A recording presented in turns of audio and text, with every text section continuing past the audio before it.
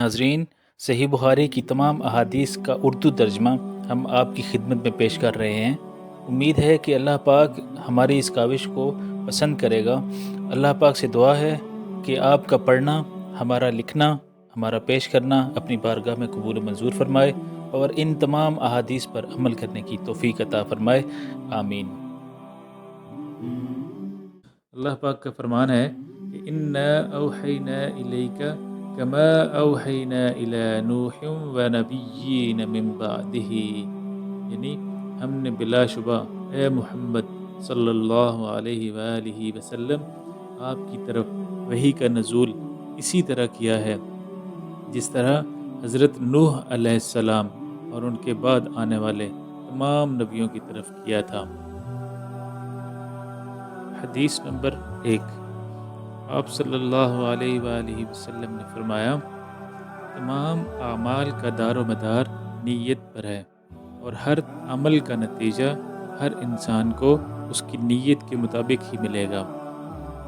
بس جس کی ہجرت دولت دنیا حاصل کرنے کے لیے ہو یا کسی عورت سے شادی کی غرض سے ہو، بس اس کی ہجرت انہی چیزوں کے لیے ہوگی جن کے حاصل کرنے کی نیت سے اس نے ہجرت کی ہے۔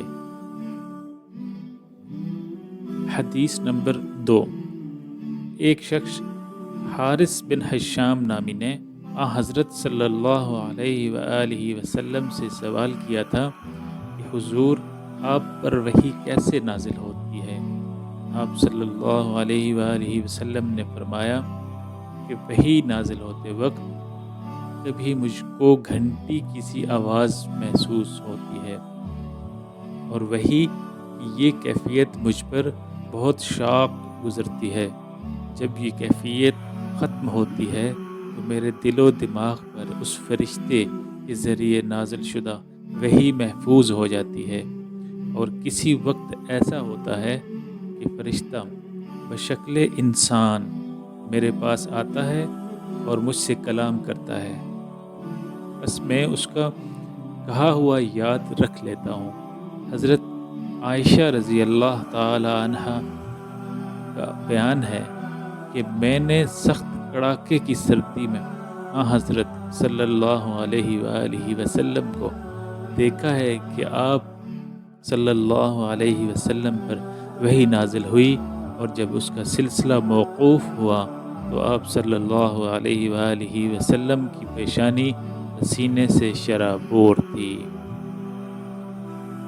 حدیث نمبر 3، حضرت صلی اللہ علیہ وآلہ وسلم پر ابتدائی دور اچھے سچے پاکیزہ خوابوں سے شروع ہوا۔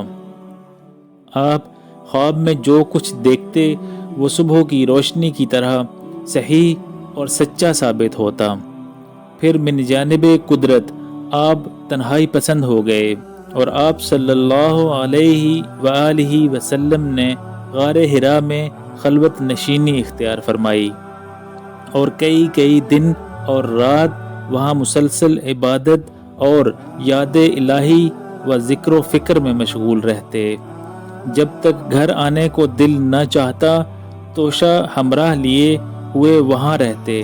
توشہ ختم ہونے پر ہی اہلیہ محترمہ حضرت خدیجہ رضی اللہ تعالی عنہا کے پاس تشریف لاتے اور کچھ توشہ ہمراہ لے کر پھر وہاں پر خلوت گزیں ہو جاتے۔ یہی طریقہ جاری رہا یہاں تک کہ آپ پر حق منکشف ہو گیا، اور آپ غار حرا ہی میں قیام پذیر تھے کہ اچانک حضرت جبرائیل علیہ السلام آپ کے پاس حاضر ہوئے اور کہنے لگے کہ اے محمد پڑھو۔ آپ فرماتے ہیں کہ میں نے کہا کہ میں پڑھنا نہیں جانتا۔ آپ صلی اللہ علیہ وآلہ وسلم فرماتے ہیں کہ فرشتے نے مجھے پکڑ کر اتنے زور سے بھینچا کہ میری طاقت جواب دے گئی، پھر مجھے چھوڑ کر کہا کہ پڑھو۔ میں نے پھر وہی جواب دیا کہ میں پڑھا ہوا نہیں ہوں۔ اس فرشتے نے مجھ کو نہایت ہی زور سے بھینچا کہ مجھ کو سخت تکلیف محسوس ہوئی۔ پھر اس نے کہا کہ پڑھ۔ میں نے کہا کہ میں پڑھا ہوا نہیں ہوں۔ فرشتے نے تیسری بار مجھ کو پکڑا اور تیسری بار مجھ کو بھینچا، پھر مجھے چھوڑ دیا اور کہنے لگا کہ پڑھو اپنے رب کے نام کی مدد سے، جس نے پیدا کیا اور انسان کو خون کی پھٹکی سے بنایا۔ پڑھو اور آپ کا رب بہت ہی مہربانیاں کرنے والا ہے۔ بس یہی آیتیں آپ حضرت جبرائیل علیہ السلام سے سن کر اس حال میں غار حرا سے واپس ہوئے کہ آپ کا دل اس انوکھے واقعہ سے کانپ رہا تھا۔ آپ حضرت خدیجہ رضی اللہ تعالی عنہ کے ہاں تشریف لائے اور فرمایا کہ مجھے کمبل اوڑھا دو۔ لوگوں نے آپ کو کمبل اوڑھا دیا۔ جب آپ کا ڈر جاتا رہا تو آپ نے اپنی زوجہ محترمہ حضرت خدیجہ رضی اللہ تعالی عنہ کو تفصیل کے ساتھ یہ واقعہ سنایا اور فرمانے لگے کہ مجھ کو اب اپنی جان کا خوف ہو گیا ہے۔ آپ کی اہلیہ محترمہ حضرت خدیجہ رضی اللہ تعالی عنہا نے آپ کی ڈھارس بندھائی اور کہا کہ آپ کا خیال صحیح نہیں ہے، خدا کی قسم آپ کو اللہ کبھی رسوا نہیں کرے گا، آپ تو اخلاق فاضلہ کے مالک ہیں، آپ تو کنبہ پرور ہیں، بے کسوں کا بوجھ اپنے سر پر رکھ لیتے ہیں، مفلسوں کے لیے آپ کماتے ہیں، مہمان نوازی میں آپ بے مثال ہیں اور مشکل وقت میں آپ امر حق کا ساتھ دیتے ہیں۔ ایسے اوصاف حسنہ والا انسان یوں بے وقت ذلت و خواری کی موت نہیں پا سکتا۔ پھر مزید تسلی کے لیے حضرت خدیجہ رضی اللہ تعالی عنہا آپ صلی اللہ علیہ وآلہ وسلم کو ورقہ بن نوفل کے پاس لے گئیں، جو ان کے چچا زاد بھائی تھے اور زمانہ جاہلیت میں نصرانی مذہب اختیار کر چکے تھے اور عبرانی زبان کے کاتب تھے۔ چنانچہ انجیل کو بھی حسب منشائے خداوندی عبرانی زبان میں لکھا کرتے تھے۔ انجیل سریانی زبان میں نازل ہوئی تھی، پھر اس کا ترجمہ عبرانی زبان میں ہوا۔ ورقہ اسی کو لکھتے تھے۔ وہ بہت بوڑھے ہو گئے تھے، یہاں تک کہ ان کی بینائی بھی رخصت ہو چکی تھی۔ حضرت خدیجہ رضی اللہ تعالی عنہا نے ان کے سامنے آپ کے حالات بیان کیے اور کہا کہ اے چچا زاد بھائی، اپنے بھتیجے محمد صلی اللہ علیہ وآلہ وسلم کی زبانی ذرا ان کی کیفیت سن لیجئے۔ وہ بولے کہ بھتیجے، آپ نے جو دیکھا ہے اس کی تفصیل سناؤ۔ چنانچہ آپ صلی اللہ علیہ وآلہ وسلم نے از اول تا آخر پورا واقعہ سنایا، جسے سن کر ورقہ بے اختیار ہو کر بول اٹھے کہ یہ تو وہی ناموس معزز رازدان فرشتہ ہے جسے اللہ نے حضرت موسیٰ علیہ السلام پر وحی دے کر بھیجا کرتا تھا۔ کاش میں آپ کے اس عہد نبوت کے شروع ہونے پر جوان عمر ہوتا، کاش میں اس وقت تک زندہ رہتا جبکہ آپ کی قوم آپ کو اس شہر سے نکال دے گی۔ رسول کریم صلی اللہ علیہ وآلہ وسلم نے یہ سن کر تعجب سے پوچھا کہ کیا وہ لوگ مجھ کو نکال دیں گے، حالانکہ میں تو ان میں صادق و امین و مقبول ہوں۔ ورقہ بولا، ہاں یہ سب کچھ سچ ہے، مگر جو شخص بھی آپ کی طرح امر حق لے کر آیا، لوگ اس کے دشمن ہی ہو گئے ہیں۔ اگر مجھے آپ کی نبوت کا وہ زمانہ مل جائے تو میں آپ کی پوری مدد کروں گا۔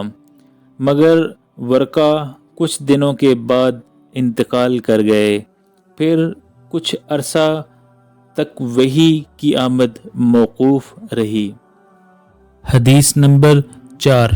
آپ صلی اللہ علیہ وآلہ وسلم نے وحی کے رک جانے کے زمانے کے حالات بیان فرماتے ہوئے کہا کہ ایک روز میں چلا جا رہا تھا کہ اچانک میں نے آسمان کی طرف ایک آواز سنی اور میں نے اپنا سر آسمان کی طرف اٹھایا، کیا دیکھتا ہوں کہ وہی فرشتہ جو میرے پاس غار حرا میں آیا تھا وہ آسمان و زمین کے بیچ میں ایک کرسی پر بیٹھا ہوا ہے۔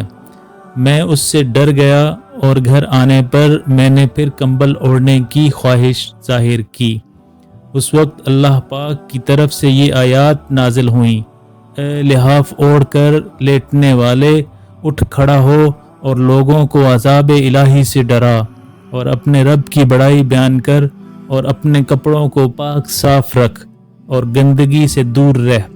اس کے بعد وہی تیزی کے ساتھ پے در پے آنے لگی۔ رسول اللہ صلی اللہ علیہ وسلم نزول قرآن کے وقت بہت سختی محسوس فرمایا کرتے تھے، اور اس کی علامتوں میں سے ایک یہ تھی کہ یاد کرنے کے لیے آپ اپنے ہونٹوں کو ہلاتے تھے۔ ابن عباس رضی اللہ تعالی عنہ نے کہا کہ میں اپنے ہونٹ ہلاتا ہوں جس طرح آپ ہلاتے تھے۔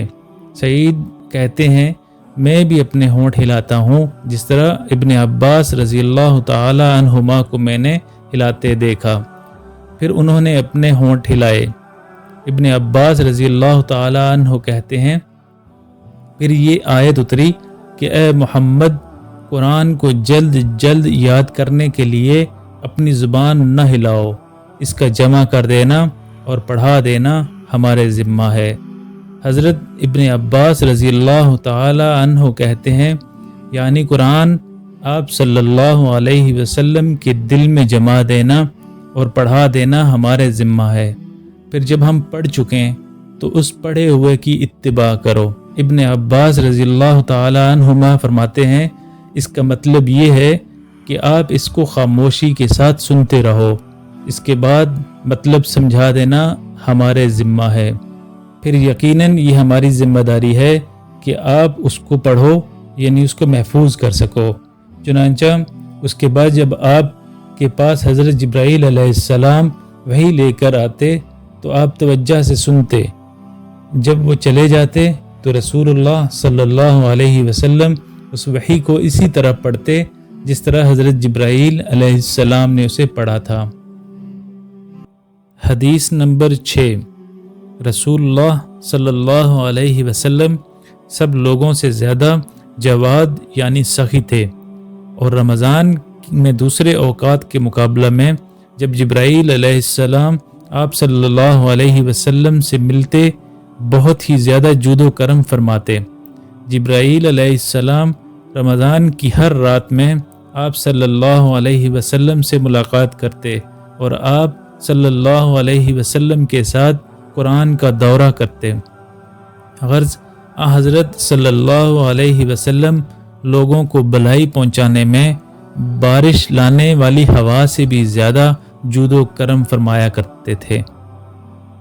ہرقل شاہ روم نے ان کے پاس قریش کے قافلے میں ایک آدمی بلانے کو بھیجا، اور اس وقت یہ لوگ تجارت کے لیے ملک شام گئے ہوئے تھے، اور یہ وہ زمانہ تھا جب رسول اللہ صلی اللہ علیہ وآلہ وسلم نے قریش اور ابو سفیان سے ایک وقتی عہد کیا ہوا تھا۔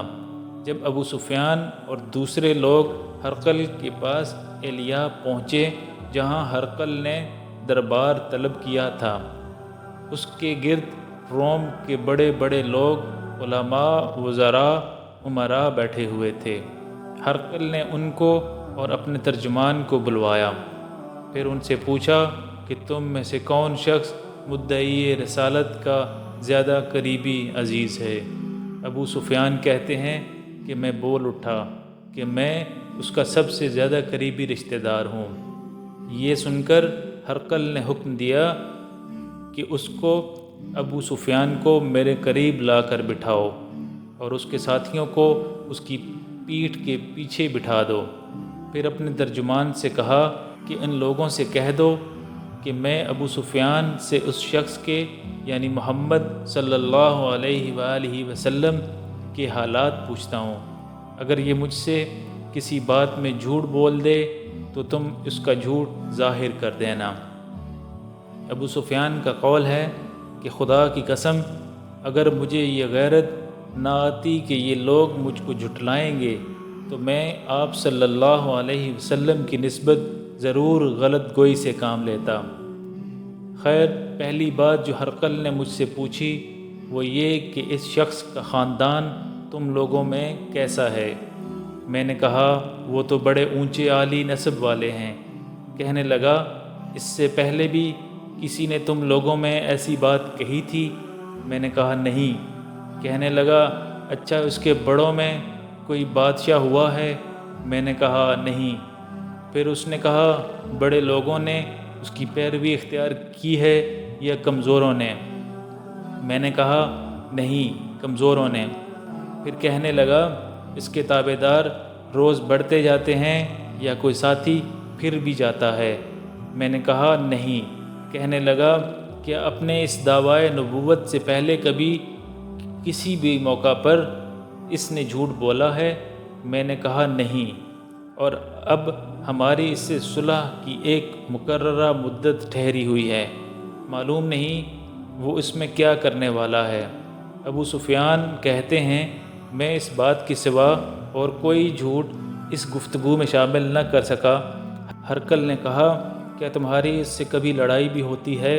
ہم نے کہا ہاں۔ بولا پھر تمہاری اور اس کی جنگ کا کیا حال ہوتا ہے؟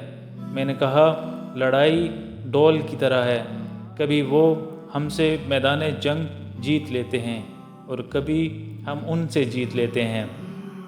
ہرقل نے پوچھا وہ تمہیں کس بات کا حکم دیتا ہے؟ میں نے کہا وہ کہتا ہے کہ صرف ایک اللہ ہی کی عبادت کرو اور اس کا کسی کو شریک نہ بناؤ، اور اپنے باپ دادا کی شرک کی باتیں چھوڑ دو، اور ہمیں نماز پڑھنے، سچ بولنے، پرہیزگاری اور صلہ رحمی کا حکم دیتا ہے۔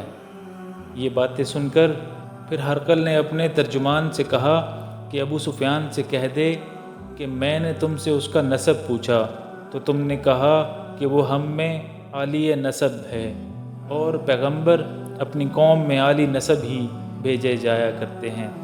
میں نے تم سے پوچھا کہ دعویٰ نبوت کی یہ بات تمہارے اندر اس سے پہلے کسی اور نے بھی کہی تھی؟ تو تم نے جواب دیا کہ نہیں۔ تب میں نے اپنے دل میں کہا کہ اگر یہ بات اس سے پہلے کسی نے کہی ہوتی تو میں سمجھتا کہ اس شخص نے پھر اس بات کی تقلید کی ہے جو پہلے کہی جا چکی ہے۔ میں نے تم سے پوچھا کہ اس کے بڑوں میں کوئی بادشاہ بھی گزرا ہے؟ تم نے کہا کہ نہیں۔ تو میں نے دل میں کہا کہ ان کے بزرگوں میں سے کوئی بادشاہ ہوا ہوگا تو کہہ دوں گا کہ وہ شخص اس بہانہ اپنے آباء و اجداد کی بادشاہت اور ان کا ملک دوبارہ حاصل کرنا چاہتا ہے۔ اور میں نے تم سے پوچھا کہ اس بات کے کہنے یعنی پیغمبری کا دعویٰ کرنے سے پہلے تم نے کبھی اس کو دروغ گوئی کا الزام لگایا ہے؟ تم نے کہا کہ نہیں۔ تو میں نے سمجھ لیا کہ جو شخص آدمیوں کے ساتھ دروغ گوئی سے بچے وہ اللہ کے بارے میں کیسے جھوٹی بات کہہ سکتا ہے۔ اور میں نے تم سے پوچھا کہ بڑے لوگ اس کے پیرو ہوتے ہیں یا کمزور آدمی؟ تم نے کہا کمزوروں نے اس کی اتباع کی ہے، تو دراصل یہی لوگ پیغمبروں کے متبعین ہوتے ہیں۔ اور میں نے تم سے پوچھا کہ اس کے ساتھی بڑھ رہے ہیں یا کم ہو رہے ہیں؟ تم نے کہا وہ بڑھ رہے ہیں، اور ایمان کی کیفیت یہی ہوتی ہے حتیٰ کہ وہ کامل ہو جاتا ہے۔ اور میں نے تم سے پوچھا کہ آیا کوئی شخص اس کے دین سے ناخوش ہو کر مرتد بھی ہو جاتا ہے؟ تم نے کہا نہیں۔ تو ایمان کی خاصیت بھی یہی ہے، جن کے دلوں میں اس کی مسرت رچ بس جائے وہ اس سے لوٹا نہیں کرتے۔ اور میں نے تم سے پوچھا کہ آیا وہ کبھی عہد شکنی کرتا ہے؟ تم نے کہا نہیں۔ پیغمبروں کا یہی حال ہوتا ہے، وہ عہد کی خلاف ورزی نہیں کرتے۔ اور میں نے تم سے کہا کہ وہ تم سے کس چیز کے لیے کہتے ہیں؟ تم نے کہا کہ وہ ہمیں حکم دیتے ہیں کہ اللہ کی عبادت کرو، اس کے ساتھ کسی کو شریک نہ ٹھہراؤ، اور تمہیں بتوں کی پرستش سے روکتے ہیں، سچ بولنے اور پرہیزگاری کا حکم دیتے ہیں۔ لہٰذا اگر یہ باتیں جو تم کہہ رہے ہو سچ ہیں تو عنقریب وہ اس جگہ کا مالک ہو جائے گا کہ جہاں میرے یہ دونوں پاؤں ہیں۔ مجھے معلوم تھا کہ وہ پیغمبر آنے والا ہے، مگر مجھے یہ معلوم نہیں تھا کہ وہ تمہارے اندر ہوگا۔ اگر میں جانتا کہ اس تک پہنچ سکوں گا تو اس سے ملنے کے لیے ہر تکلیف گوارا کرتا۔ اگر میں اس کے پاس ہوتا تو اس کے پاؤں دھوتا۔ ہرقل نے رسول اللہ صلی اللہ علیہ وسلم کا وہ خط منگایا جو آپ نے دحیہ کلبی رضی اللہ تعالیٰ عنہ کے ذریعے حاکم بصرہ کے پاس بھیجا تھا، اور اس نے وہ ہرقل کے پاس بھیج دیا تھا۔ پھر اس کو پڑھا تو اس میں لکھا تھا، اللہ کے نام سے جو نہایت مہربان اور رحم والا ہے۔ اللہ کے بندے، اس کے پیغمبر محمد صلی اللہ علیہ وسلم کی طرف سے یہ خط ہے شاہ روم کے لیے۔ اس شخص پر سلام ہو جو ہدایت کی پیروی کرے۔ اس کے بعد میں آپ کے سامنے دعوت اسلام پیش کرتا ہوں۔ اگر آپ اسلام لے آئیں گے تو دین و دنیا میں سلامتی نصیب ہوگی، اللہ آپ کو دوہرا ثواب دے گا، اور اگر آپ میری دعوت سے روگردانی کریں گے تو آپ کی رعایا کا گناہ بھی آپ پر ہی ہوگا۔ اور اے اہل کتاب، ایک ایسی بات پر آ جاؤ جو ہمارے اور تمہارے درمیان یکساں ہے، وہ یہ ہے کہ ہم اللہ کے سوا کسی کی عبادت نہ کریں اور کسی کو اس کا شریک نہ ٹھہرائیں، اور نہ ہم میں سے کوئی کسی کو خدا کے سوا اپنا رب بنائے۔ پھر اگر وہ اہل کتاب اس بات سے منہ پھیر لیں تو مسلمانوں، تم ان سے کہہ دو کہ تم مانو یا نہ مانو، ہم تو ایک خدا کے اطاعت گزار ہیں۔ ابو سفیان کہتے ہیں، جب ہرقل نے جو کچھ کہنا تھا کہہ دیا اور خط پڑھ کر فارغ ہوا تو اس کے ارد گرد بہت شور و غوغا ہوا، بہت سی آوازیں اٹھیں اور ہمیں باہر نکال دیا گیا۔ تب میں نے اپنے ساتھیوں سے کہا کہ ابو کبشہ کے بیٹے حضرت صلی اللہ علیہ وآلہ وسلم کا معاملہ تو بہت بڑھ گیا، دیکھو تو اس سے بنی اصفر روم کا بادشاہ بھی ڈرتا ہے۔ مجھے اس وقت سے اس بات کا یقین ہو گیا کہ حضور صلی اللہ علیہ وسلم عنقریب غالب ہو کر رہیں گے، حتیٰ کہ اللہ نے مجھے مسلمان کر دیا۔ راوی کا بیان ہے کہ ابن ناطور ایلیا کا حاکم ہرقل کا مصاحب اور شام کے نصارہ کا لاٹ پادری بیان کرتا تھا کہ ہرقل جب ایلیا آیا ایک دن صبح کو پریشان اٹھا تو اس کے درباریوں نے دریافت کیا کہ آج ہم آپ کی حالت بدلی ہوئی پاتے ہیں، کیا وجہ ہے؟ ابن ناطور کا بیان ہے کہ ہرقل نجومی تھا، علم نجوم میں وہ پوری مہارت رکھتا تھا۔ اس نے اپنے ہم نشینوں کو بتایا کہ میں نے آج رات ستاروں پر نظر ڈالی تو دیکھا کہ ختنہ کرنے والوں کا بادشاہ ہمارے ملک پر غالب آ گیا ہے۔ بھلا اس زمانے میں کون لوگ ختنہ کرتے ہیں؟ انہوں نے کہا کہ یہود کے سوا کوئی ختنہ نہیں کرتا، سو ان کی وجہ سے پریشان نہ ہوں۔ سلطنت کے تمام شہروں میں یہ حکم لکھ بھیجیے کہ وہاں جتنے یہودی ہوں سب قتل کر دیے جائیں۔ وہ لوگ انہی باتوں میں مشغول تھے کہ ہرقل کے پاس ایک آدمی لایا گیا جسے شاہ غسان نے بھیجا تھا۔ اس نے رسول اللہ صلی اللہ علیہ وسلم کی حالات بیان کیے۔ جب ہرقل نے سارے حالات سن لیے تو کہا، جا کر دیکھو وہ ختنہ کیے ہوئے ہیں یا نہیں۔ انہوں نے اسے دیکھا تو بتلایا کہ وہ ختنہ کیا ہوا ہے۔ ہرقل نے جب اس شخص سے عرب کے بارے میں پوچھا تو اس نے بتلایا کہ وہ ختنہ کرتے ہیں۔ تب ہرقل نے کہا کہ یہی ہے محمد صلی اللہ علیہ وسلم، اس امت کے بادشاہ ہیں جو پیدا ہو چکے ہیں۔ پھر اس نے اپنے ایک دوست کو رومیہ خط لکھا، اور وہ بھی علم نجوم میں ہرقل کی طرح ماہر تھا۔ پھر وہاں سے ہرقل حمص چلا گیا۔ ابھی حمص سے نکلا نہیں تھا کہ اس کے دوست کا خط اس کے جواب میں آ گیا۔ اس کی رائے بھی حضور صلی اللہ علیہ وسلم کے ظہور کے بارے میں ہرقل کے موافق تھی کہ محمد صلی اللہ علیہ وسلم واقعی پیغمبر ہیں۔ اس کے بعد ہرقل نے روم کے بڑے آدمیوں کو اپنے حمص کے محل میں طلب کیا اور اس کے حکم سے محل کے دروازے بند کر لیے گئے۔ پھر وہ اپنے خاص محل سے باہر آیا اور کہا، اے روم والو، کیا ہدایت اور کامیابی میں کچھ حصہ تمہارے لیے بھی ہے؟ اگر تم اپنی سلطنت کی بقا چاہتے ہو تو پھر اس نبی صلی اللہ علیہ وسلم کی بیعت کر لو اور مسلمان ہو جاؤ۔ یہ سننا تھا کہ پھر وہ لوگ وحشی گدھوں کی طرح دروازوں کی طرف دوڑے، مگر انہیں بند پایا۔ آخر جب ہرقل نے اس بات سے ان کی یہ نفرت دیکھی اور ان کے ایمان لانے سے مایوس ہو گیا تو کہنے لگا کہ ان لوگوں کو میرے پاس لاؤ۔ جب وہ دربار آئے تو اس نے کہا، میں نے جو بات کہی تھی اس سے تمہاری دینی پختگی کی آزمائش مقصود تھی، سو وہ میں نے دیکھ لی۔ تب یہ بات سن کر وہ سب کے سب اس کے سامنے سجدے میں گر پڑے اور اس سے خوش ہو گئے۔ بالآخر ہرقل کی آخری حالت یہی رہی